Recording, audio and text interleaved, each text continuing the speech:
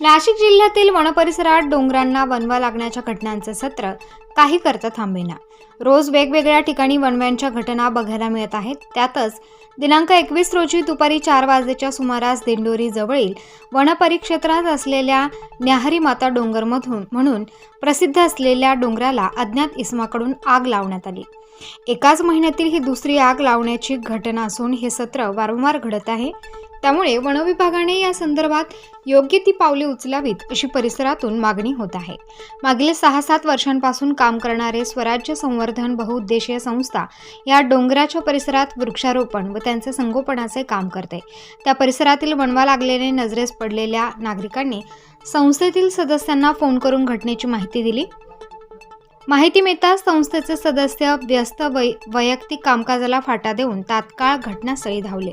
बरोबर आणलेल्या ओल्या बारदानांची पोती घेऊन व विझवण्यासाठी सरसावली।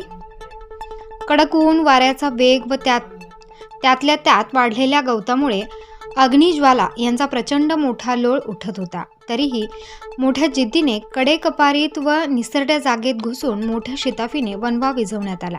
तापलेली जमीन, मोठ्या प्रमाणात धूर, वाढलेले तापमानामुळे सर्वांचे शरीर थकून जीव कासावीस झाला।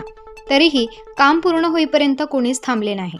वन विभागाला माहिती दिली असल्याने वन विभाग, दिंडोरी वनपाल अशोक काळे यांच्या मार्गदर्शनाखाली वनरक्षक योगेश दळवी आपल्या टीमबरोबर घटनास्थळी दाखल होऊन आग आटोक्यात आणण्यासाठी प्रयत्नशील झाले। वणवा विझवल्यानंतर सहभागी सदस्यांचं वन विभागामार्फत आभार व्यक्त करण्यात आले।